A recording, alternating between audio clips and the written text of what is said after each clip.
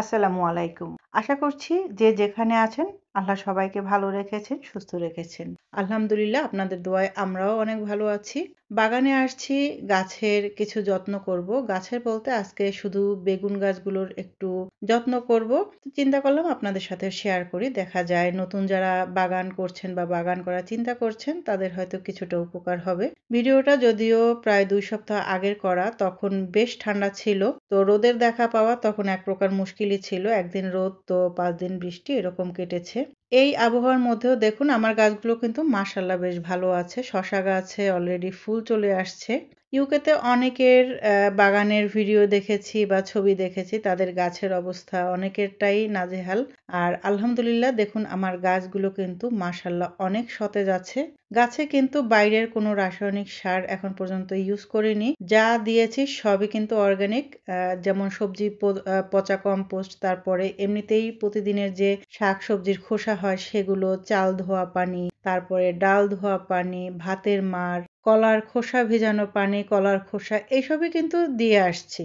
কেনা ২ টা জিনিসই দিয়েছি, তা হচ্ছে এক ইপসন সল্ট আর একটা হচ্ছে ফিশ ব্লাড বোন যে ফার্টিলাইজার, সেটাও কিন্তু অর্গানিক। তো বেগুন গাছগুলো হচ্ছে শেলফের উপরে ছিল, বেগুন গাছগুলোকে নামিয়ে নিয়েছি। এই যে বড় বড় পাতা এবং নিচে যে নতুন নতুন ডগা ছেড়েছে সেগুলোকে সম্পূর্ণ ছেঁটে দিব। কারণ বেগুন গাছের গোড়াটা একটু পরিষ্কার থাকা দরকার। এতে দেখা যায় গাছের গোড়ায় আলো বাতাসটা খুব ভালোভাবে লাগতে পারবে। তাছাড়া আপনি দেখবেন যে কোনো গাছের ক্ষেত্রেই আপনি অপ্রয়োজনীয় পাতা, ডাল যতটা ছেঁটে দিবেন গাছটা কিন্তু তত হেলদি হবে এবং দ্রুত বাড়বে। দেখুন গাছের গোড়ার দিকে যতগুলো নতুন ডাল বের হয়েছে সবগুলো ডালই কিন্তু আমি ছেঁটে দিচ্ছি এবং যে বড় বড় পাতা যেগুলো সেগুলোও কিন্তু কেটে ফেলে দিব।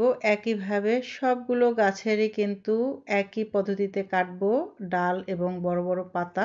নিচের দিকের এই ডাল এবং বড় বড় পাতাগুলো কিন্তু দেখা যায় গাছে যে খাবার দিই ওরা খাবারটা টেনে নিয়ে যায়, উপর দিকে আর শক্তিটা ওইভাবে পায় না বা দেখা যায় পরে ঠিকভাবে বাড়তে পারে না। এজন্য নিচ থেকে এইসব অপ্রয়োজনীয় ডালগুলো কেটে, পাতাগুলো কেটে ফেলে দিলে গাছের উপরের দিকটা তখন হেলদি হবে এবং দ্রুত বাড়তে পারবে। এখন গাছটার আমি করব কি অনজি কাটিং করে দেব। একদম মাথা থেকে যে মাথার যে অংশটুকু সেটুকুকে কেটে ফেলে দিলে দেখা যায় এই যে পাশে যে ছোট ছোট ডালগুলো এগুলো আস্তে আস্তে বড় হবে। শাখা প্রশাখা যত বেশি হবে ফলনও কিন্তু তত ভালো হবে। একটা ডাল দিয়ে দেখা যায় ৪টা ৫টা বেগুন হবে। সেখানে যদি অনেকগুলো ডাল চারোপাশ থেকে বড় হয় সেগুলোতে ফুল হবে, আরো বেশি করে বেগুন ধরবে। আর কিছুদিন পর পর এরকম গাছের গোড়ার মাটিগুলো একটু আলগা করে দিতে হবে, মানে নিড়ানি দিয়ে দিতে হবে। এতে আলো বাতাস, মানে বিশেষ করে যেটা অক্সিজেনটা ভালোভাবে পাস হবে। দেখুন সবগুলো গাছের আমি একই পদ্ধতিতে নিচের ডালগুলো কেটে তারপরে মাথাটা কেটে দিয়েছি এবং প্রত্যেকটা গাছ কিন্তু গোড়াটা নিড়ানি দিয়ে দিয়েছি। এখন যেটা করব একটা সার ব্যবহার করব, যে সারটা গ্রামে গঞ্জে একেবারে অ্যাভেলেবল থাকে সেটা হচ্ছে আহ, গরুর গোবর। যেটা এখানে আমি গরুর গোবর না, আমি ঘোড়ার গোবরটা ইউজ করছি। একই কথা আর কি, গরুর গোবর ইউজ করেন বা ঘোড়ার গোবর যেটাই ইউজ করেন একটা ইউজ করলেই হলো। আমি হচ্ছে কি গোবরটা আনানোর পরে ভালোভাবে শুকিয়ে নিয়েছি। তো এটা এখন সবগুলো বেগুন গাছের গোড়ায় দিয়ে দেব। আর বাড়তি কোনো সারের দরকারই হবে না। শুধু বেগুন গাছ না, সব গাছের গোড়ায় কিন্তু আমি এই ঘোড়ার গোবরের সারটা দিয়ে থাকি।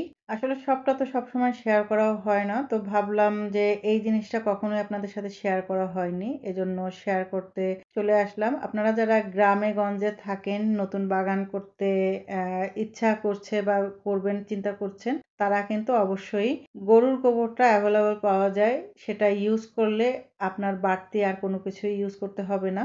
এছাড়া সবজি পচা পানি, খৈল পচা পানি এগুলো তো আছেই, এগুলো তো দেই। আসলে হাতের কাছে এত সব অর্গানিক জিনিস থাকতে বাজারের কেনা সার দরকারই হয় না।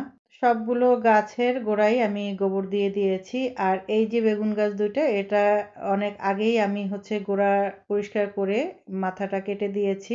দেখুন পাশের যে ডালগুলো সেগুলো কিন্তু অলরেডি বড় হতে শুরু করেছে। অনেক আগে বলতে ৩-৪ দিন আগে আর কি কেটে দিয়েছি। আসলে তখনও বেশ ঠান্ডা ছিল আর এই কারণেই গাছগুলো খুব একটা বাড়তে পারেনি। তবে এখন মাশাআল্লাহ ওয়েদার বেশ ভালো ইনশাল্লাহ। এখন গাছগুলো কোন অবস্থানে আছে সেটাও একদিন আপনাদের সাথে শেয়ার করব। আর এবছর বাগানে বেগুন আর মরিচের চারাগুলো বেশি দিয়েছি। এই যে বোতলেও বেগুন গাছ দিয়েছি। টোটাল ৩টা বোতলে হচ্ছে ১টার মধ্যে টমেটো চারা আর ২টার মধ্যে দিয়েছি বেগুন চারা। দেখা যাক এর ফলন কেমন হয়। যদি দেখি ফলন ভালো হয় তাহলে দেখা যাবে ইনশাল্লাহ আগামী বছর আল্লাহ বাঁচিয়ে রাখলে আরো কয়েকটা বোতলে স্ট্রবেরি ও অন্যান্য যে সবজিগুলো দেওয়া যায় সেগুলো দেওয়ার চেষ্টা করব। এখন হচ্ছে গাছে পানি দেব, তো এমনি পানি দেব না, ইপসন সল্ট মিশানো পানি দেব। ইপসন সল্ট মিশানোর পদ্ধতিটা হচ্ছে আপনি 10 লিটার পানিতে এরকম হাতের 1 মুঠ সল্ট দিলেই হবে। পরে পানিতে ভালোভাবে গুলে গাছে দিয়ে দিবেন। দেখবেন গাছ পোকামাকড়ের হাত থেকে অনেকটা রক্ষা পেয়েছে এবং গাছের পাতার রঙও অনেক সবুজ হয়ে গিয়েছে। তো আজ তাহলে এখানেই বিদায় নিচ্ছি। সবাই ভালো থাকবেন, সুস্থ থাকবেন, আমাদের জন্য দোয়া করবেন। আল্লাহ হাফেজ।